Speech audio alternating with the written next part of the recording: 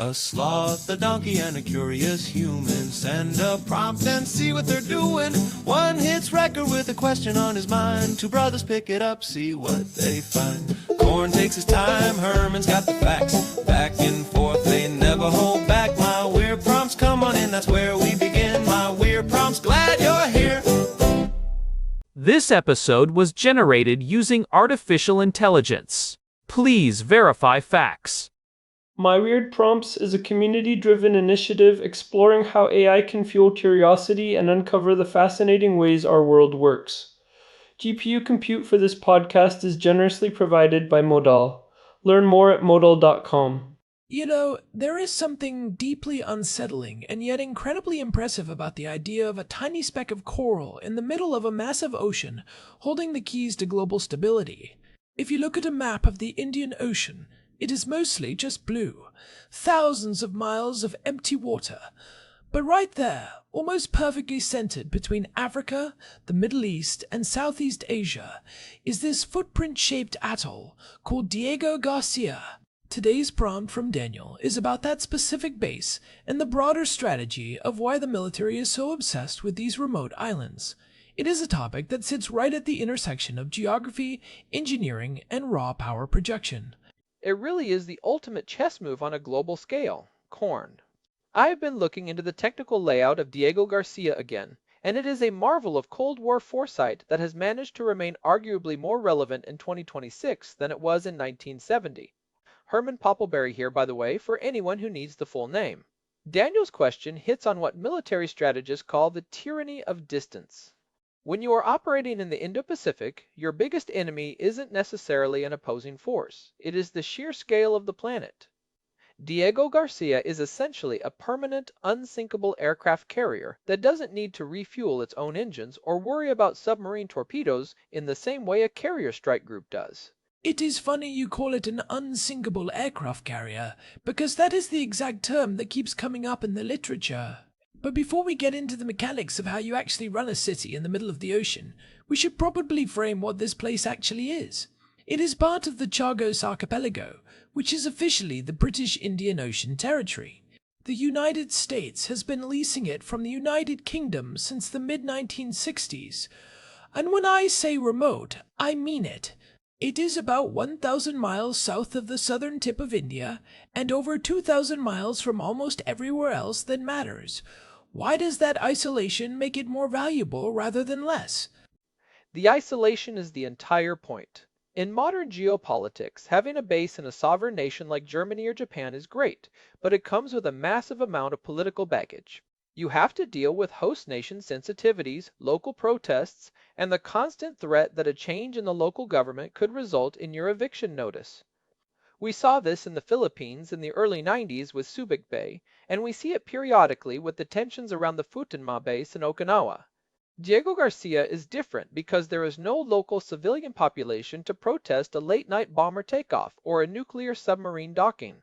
The islands were cleared in the late 60s and early 70s, which is a controversial piece of history we should definitely touch on, but from a purely kinetic military perspective, it creates a sanitized environment.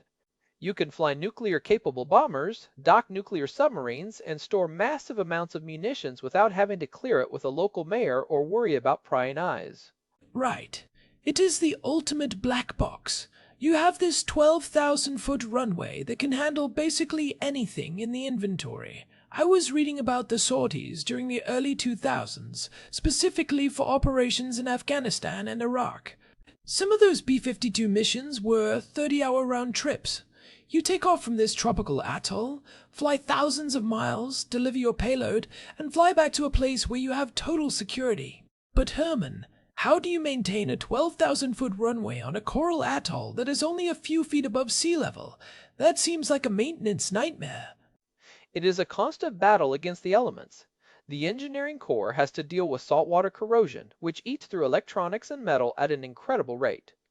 They have massive desalination plants just to provide fresh water for the personnel and for washing down the aircraft. If you don't rinse a jet engine after it sits in that salt air, it will degrade in months. Then there is the dredging. The lagoon at Diego Garcia is deep, but to accommodate an aircraft carrier or a submarine tender, the United States had to move millions of tons of coral and sand to create deep water berths.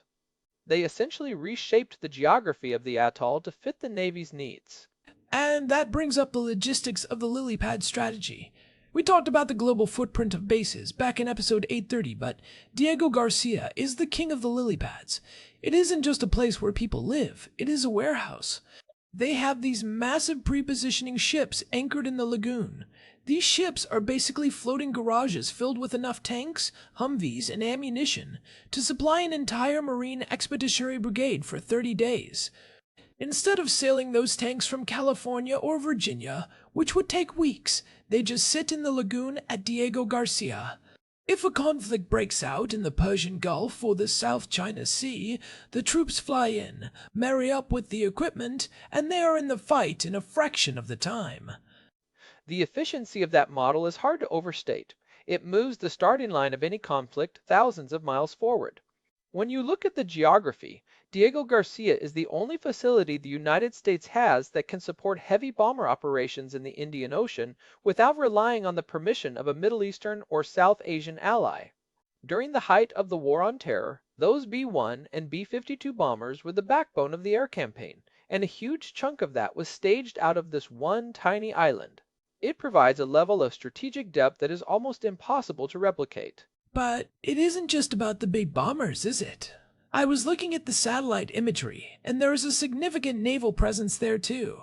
You mentioned submarine tenders.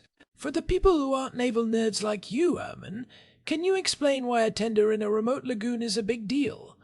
Think of a submarine tender as a mobile shipyard and hotel. Submarines are incredibly complex, and their crews get exhausted on long deployments. Normally, a sub would have to return to a major port like Guam or Pearl Harbor to swap crews, resupply food, and do mid-deployment repairs. But if you have a tender like the USS Emory S. Land stationed at Diego Garcia, the submarine can just pull up alongside it in the middle of the Indian Ocean. They can swap out the crew, load fresh torpedoes, and fix mechanical issues right there. This effectively doubles or triples the amount of time a submarine can stay on station in a high-tension area. It is a massive force multiplier because you spend less time transiting and more time on mission. It seems like the common thread here is that we are willing to pay an enormous premium for autonomy. We are spending billions to build infrastructure on a sinking island just so we don't have to ask for permission. And that links back to what we discussed in episode 1401 about the digital tripwire in the Gulf. Those bases in places like Qatar or Bahrain are vital, but they are vulnerable to local politics. If there is a coup or a radical shift in policy, those bases can be neutralized overnight. Diego Garcia is the insurance policy. If every other base in the region closes, the United States still has a foothold in the center of the ocean. That insurance policy is becoming even more critical as we see the rise of long-range precision strike capabilities from other global powers. If you are on a land base in a crowded region, you are surrounded by potential threats and civilian infrastructure. On an island like Diego Garcia, you have thousands of miles of ocean as a buffer zone. It gives you more time to detect incoming threats and more space to operate your own defenses. However, the flip side is that you are entirely dependent on your supply lines. Everything from the jet fuel to the frozen pizza in the commissary has to be shipped in. If those maritime lanes are cut, the base becomes a very expensive prison. That is a great point. You can't grow enough food on a coral atoll to feed 3,000 personnel. You are essentially tethered to a long, vulnerable umbilical cord of tankers and cargo ships. I want to shift gears for a second to the second-order effects, because Daniel's prompt also touches on why so many remote islands are used this way. It isn't just Diego Garcia. You have Guam, Wake Island, Ascension Island in the Atlantic, and the British bases on Cyprus that we covered in episode 1010. There is a specific legal architecture that makes these places attractive. The legal gray zone is a huge factor. Diego Garcia is technically part of the British Indian Ocean Territory, but it is operated by the United States. This creates a situation where the standard rules of a host nation treaty are often bypassed. For years, this allowed for activities that might have been politically impossible elsewhere. There were long-standing reports about the base being used as a black site for the rendition program in the early 2000s. Because there are no journalists, no non-governmental organizations, and no local citizens on the island, the level of operational security is absolute. The United States and the United Kingdom can essentially decide what the law is on that island behind closed doors. And that brings us to the human cost. You mentioned the displacement of the Chagossian people earlier. Between 1967 and 1973, the entire population of the archipelago, around 2,000 people, was forcibly removed. They were sent to Mauritius and the Seychelles, often with nothing but the clothes on their backs. The justification was that the islands had no permanent inhabitants, only contract laborers, which the international courts have since found to be a legal fiction. It is a dark chapter that has led to decades of litigation. In fact, right now in early 2026, we are seeing the fallout of the recent negotiations where the United Kingdom finally agreed to recognize Mauritius's sovereignty over the islands, but with a massive catch. The 99-year lease. That is the key. Even as the United Kingdom acknowledges that the islands belong to Mauritius, the agreement ensures that the base at Diego Garcia remains under United States and United Kingdom control for another century. It shows you just how indispensable this specific piece of real estate is. The British were willing to take a massive hit to their international reputation and engage in a decades-long legal battle just to keep that base functional for the Americans. It is a testament to the fact that in the eyes of the Pentagon, there is no substitute for Diego Garcia. It is the ultimate expression of realpolitik. You have the rights of a displaced population on one side, and the strategic necessity of controlling the Indian Ocean on the other. And for the last 60 years, the strategic necessity has won every single time. Herman, when we look at the broader trend Daniel mentioned, why are we seeing a shift toward more of these remote nodes? I have heard the term distributed lethality being thrown around. Does that mean we are going to see more Diego Garcias in the future? The concept of distributed lethality is basically the idea that if you have all your eggs in one basket, like a massive base in Okinawa, a single barrage of missiles can take you out of the fight. To counter that, the military wants to spread its assets across dozens of smaller, remote lily pads. They are looking at old World War II runways in the Pacific, like the ones on Tinian or Palau, and refurbishing them. The goal is to make it impossible for an adversary to target everything at once. If you have 5 remote islands with fuel and ammo instead of one giant base, you are much harder to kill. Diego Garcia is the blueprint for this. It proved that you could sustain high-end combat operations from a remote, austere location if you have the logistical backbone to support it. It is like the military version of edge computing. Instead of a centralized server, you are pushing the processing power, or in this case the firepower, out to the very edge of the network. But there is a massive difference between a temporary expeditionary airfield and a permanent installation like Diego Garcia. The amount of concrete alone is staggering. I remember seeing a report about the fuel farm there. It is one of the largest in the world. They have millions of gallons of JP8 jet fuel stored in hardened tanks. You can't just replicate that on every tiny island in the Pacific. You can't, and that is why Diego Garcia remains unique. It is the hub that connects all the smaller spokes. One of the things that most people miss is the role it plays in space operations too. Diego Garcia is home to one of the few ground stations for the Global Positioning System. It is also a critical site for the Deep Space Surveillance System, which tracks satellites and space debris.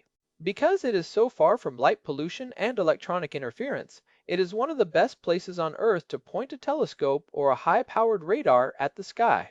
So it isn't just an unsinkable aircraft carrier, it is also a vital node in our space and cyber infrastructure.